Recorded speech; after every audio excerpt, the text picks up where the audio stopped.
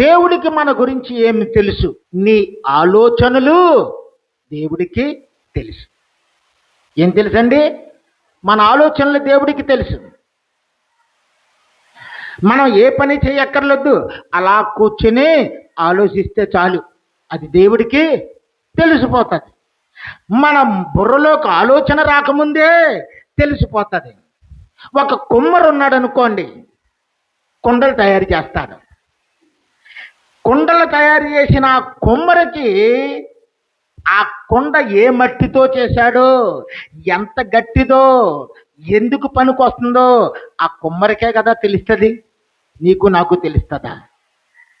మనల్ని చేసిన దేవుడు మనం ఎలాంటి వారుమో, మన ఆలోచనలు ఎలాంటియో, మన బుద్ధులు ఎలాంటియో, మనం ఏ విధంగా నడుచుకుంటున్నామో మన దేవుడికి మాత్రము ఖచ్చితంగా మాత్రం తెలుసు. మనుషులు సాధారణంగా 2 రకాలుగా ఉంటారు.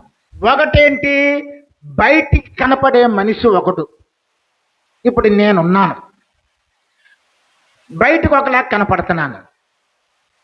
చాలా మంచోడండి ఈయన, తెల్లని బట్టలు వేసుకుని ఉంటాడండి, పైన ప్యాంటు షర్టు కూడా తెల్లగానే ఉంటుందండి, నా లోపల ఉన్న నలుపు తీలి చూడదు.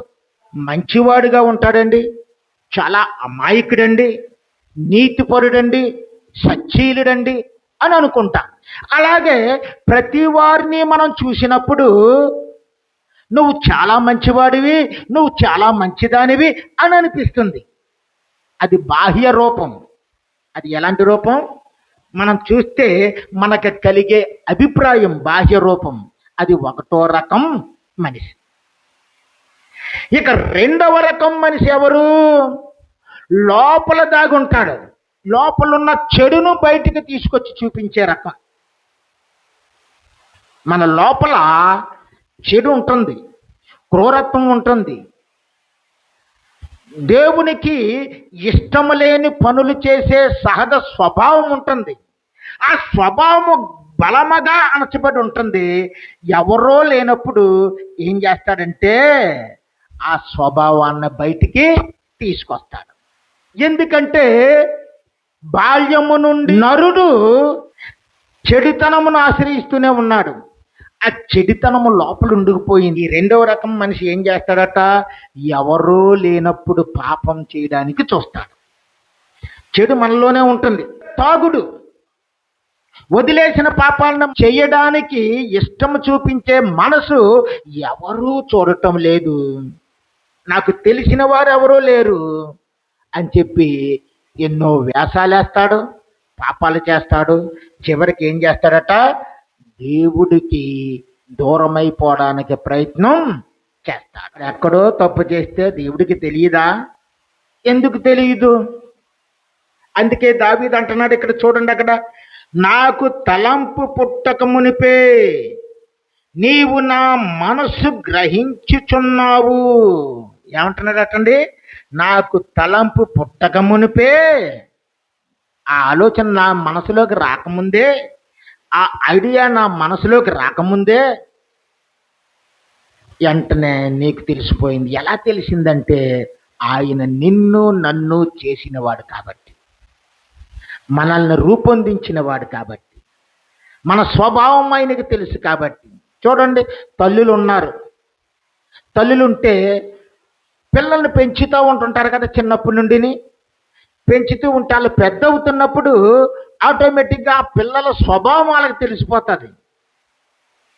మా చిన్నపిల్ల చాలా కోపగొట్టిదండి అంటే స్వభావం తెలిసిపోతుంది తల్లికి. మా పెద్ద పిల్ల అసలు నోరు లేనిదండి, తల్లికి తెలిసిపోతుంది. అలాగే నిన్ను సృష్టించిన సృష్టికర్తకు నీ మనసేంటో తెలుసు, నీ తలంపులేంటో తెలుసు, నీ ఐడియాలేంటో తెలుసు. అందుకే అంటున్నాడు కదా, నా నడకను నా పడకను నువ్వు పరిశీలన చేయుచు ఉన్నావు. నేను ఎలాగెళ్తున్నానో నీకు తెలిసిపోతుంది, నేను ఎక్కడ ఉంటున్నానో నీకు తెలిసిపోతుంది. ఇంకా ఇక్కడ కింద ఏమంటున్నాడు మాట, ఇంకానే నా చర్యలన్నిటినీ నువ్వు బాగుగా తెలుసుకొని ఉన్నావు. నేను చేసే ప్రతి పని కూడా నీకు తెలిసిపోతుంది. తండ్రి, ఇంక నీ చేతిలో నుండి నేను ఎలా తప్పించుకోగలను?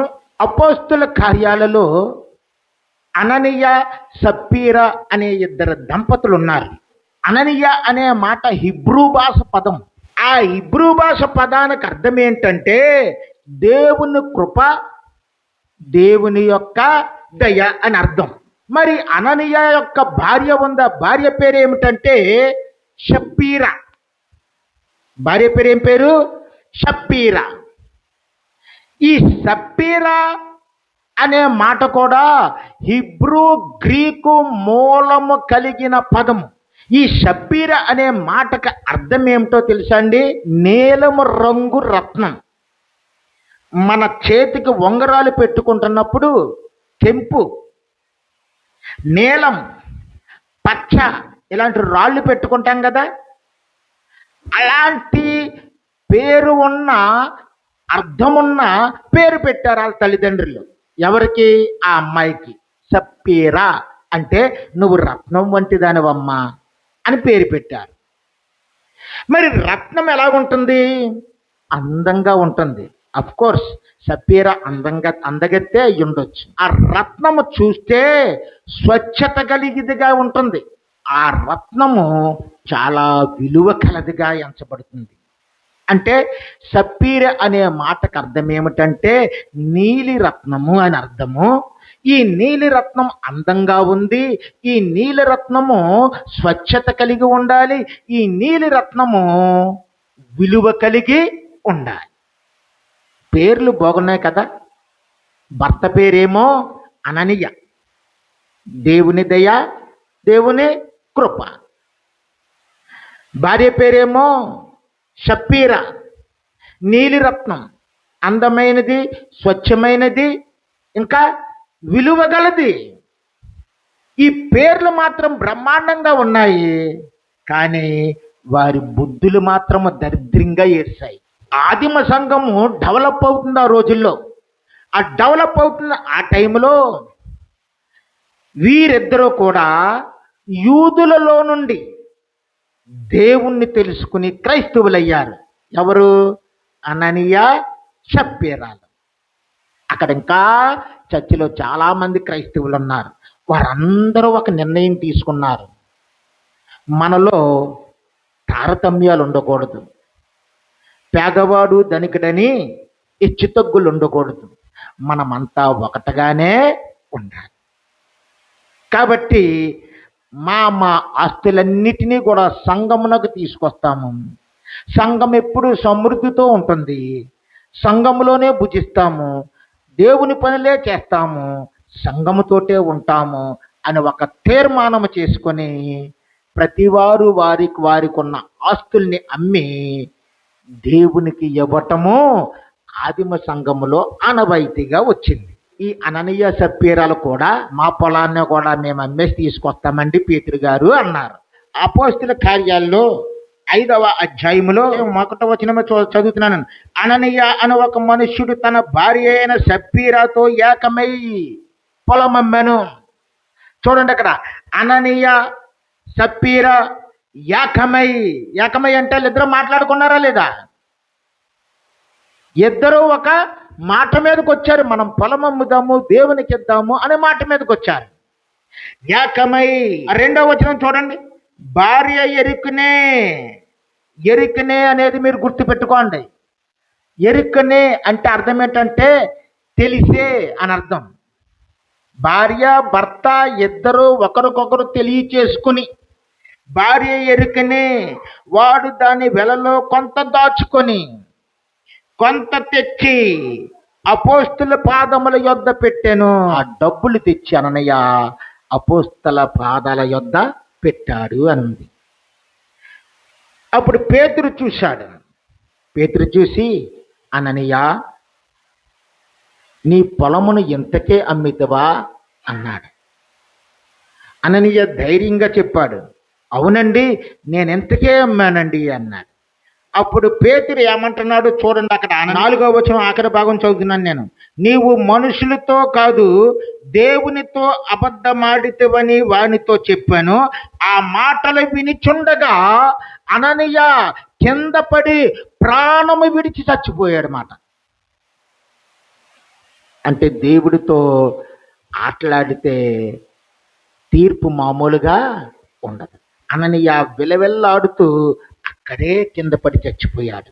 అక్కడ యువకులు లేచారు. సంఘములో నుండి ఆ వ్యక్తిని మోసుకుని వెళ్ళి సమాధుల దొడ్డులో పాతి పెట్టేసి వచ్చేసారు. సరాసరి 3 గంటల మళ్ళీ మీటింగ్ జరుగుతుంది. 3 గంటల వేళ ఏమీ తెలియనట్టు భార్య వచ్చింది. పేతురు ఆమెను చూసి 7వ వచనం, ఇంచుమించు 3 గంటల సేపటికి వాని భార్య జరిగినది ఎరుగక లోపలికి వచ్చెను. అప్పుడు పేతురు, మీరు ఆ భూమిని ఇంతకే అమ్మితిరా, నాతో చెప్పమని ఆమెను అడిగాను. క్రైస్తవులకు ఎప్పుడు కూడా యథార్థము చెప్పే గుణం ఉండాలి. పేతురు అడుగుతున్నాడు, మీరు భూమిని అమ్మారు కదా, దాన్ని ఎంత రేటుకే అమ్మారా అని అడిగితే, అవునండి, మీ పాదాల దగ్గర పెట్టాం కదా మూట, అంతే వచ్చిందండి అంది. అందుకు పేతురు, ప్రభువు యొక్క ఆత్మను శోధించుటకు మీరెందుకు ఏకీభవించితిరి? ఇదిగో నీ పెనిమిటి పాతి పెట్టిన వారి పాదములు వాకిటినే ఉన్నవి, వారు నిన్నును మోసుకుని పోదురని ఆమెతో చెప్పాను. వెంటనే ఆమె ఏమైపోయిందంటే మరలా కుప్పకూలి చచ్చిపోయింది. అందుకే దేవుడికి భయపడాలి. మనం ఏం చేయాలి? దేవుడికి భయపడాలి. ఈ జంట దేవుణ్ణి నమ్ముకున్నాడకు వచ్చారు, దేవుణ్ణి నమ్ముకున్నారు, సంఘమును ఆశ్రయించారు, సంఘములో బలపడ్డారు. కానీ వారు ఏం చేశారంటే దేవుణ్ణి దుఃఖపరిచే పని చేశారు. దుఃఖపరిచే పని ఎవరు చేస్తారు? భక్తి లేని వారే చేస్తారు, దేవుణ్ణి ప్రేమించలేని వారే చేస్తారు. కాబట్టి వారికి ఏమొచ్చిందంటే మరణము అనేది వచ్చింది. పాపము వలన వచ్చి జీతము ఏంటది? మరణం. లోకంలో నువ్వెవ్వరికి భయపడకపోయినా పర్లేదు, నిన్ను సృష్టించిన సృష్టికర్తకు నువ్వు లోపడాలి, భయపడాలి. వీళ్ళ పేర్లు అద్భుతంగా ఉన్నాయి. ఆయన పేరేంటి? దేవుని దయ, దేవుని కృప. ఈవిడి పేరేంటి? నీలి వర్ణము గల రత్నము. అబ్బా, అందమైన రత్నము, అందమైన రత్నం. కానీ ఆ పేరుకి తగ్గట్టు వీళ్ళ బ్రతుకులు లేవు. కాబట్టి దేవుడు శాపము వారి మీదకి వచ్చింది, వారి జీవితము ముగించబడింది. మన జీవితాలు అలాగా ఉండకూడదు. ప్రభువులో చిగిరించాలి. ప్రభువులు ఎలా ఉండాలా? చిగిరించాలి.